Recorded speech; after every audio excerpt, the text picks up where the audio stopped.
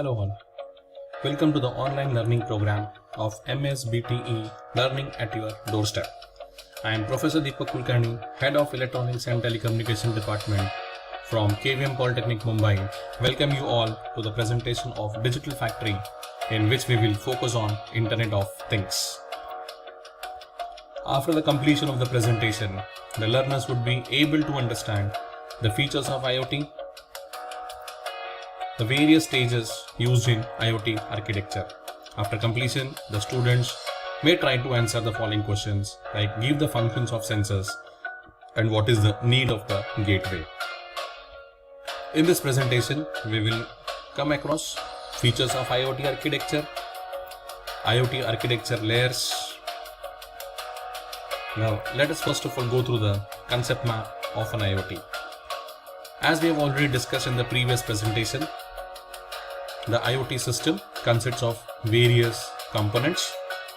As you can see in this slide, various IoT devices are used to sense various parameters like temperature, pressure, humidity, and many more parameters. And then the information is given to the gateway, from where it is further given to the cloud or server, where the analysis is done, the information is extracted, and it is then given to the user on various devices. For example, it can be as simple as a phone or a PC or any user hand devices. Now let us go across the features of IoT architecture.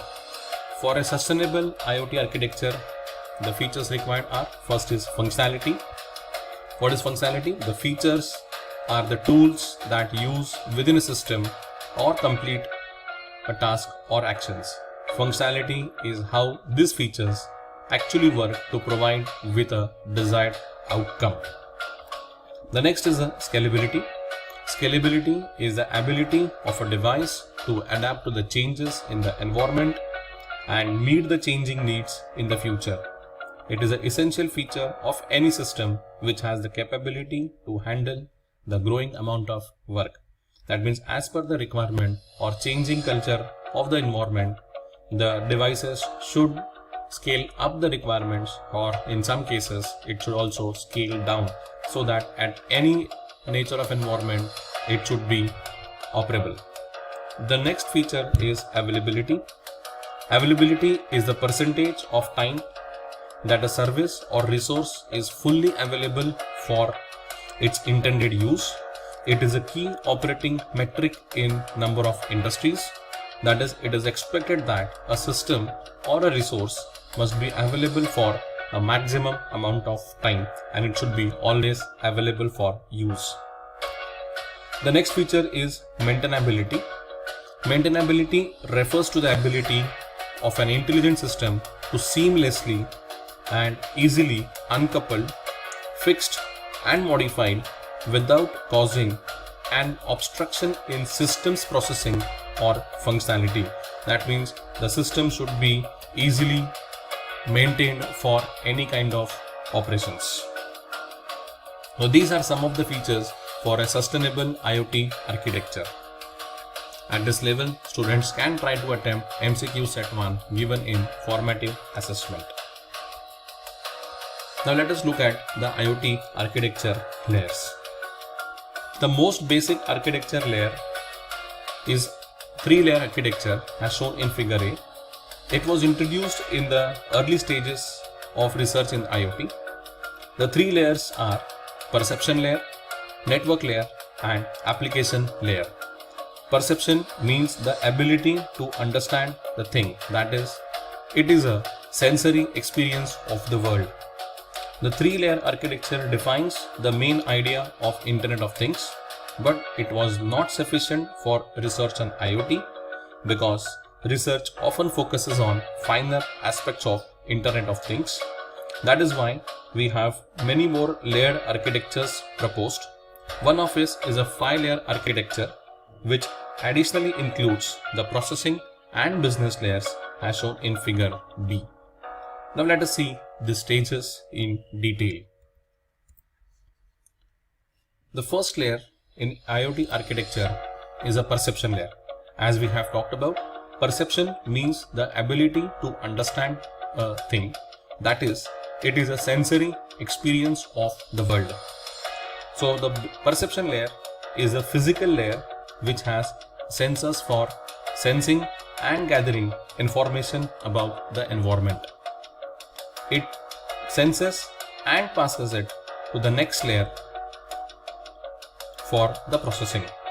It senses the physical parameters or identifies other smart objects in the environment and gives it for the next layer. The next layer is a transport layer. The transport layer transfers the sensor data from the perception layer to the processing layer and vice versa through networks such as wireless, 3G, LAN, Bluetooth, RFID and NFC. So its main function is to only act as a medium of transmission of information from the perception layer to the next layer, that is a processing layer. The processing layer is also called as a middleware layer.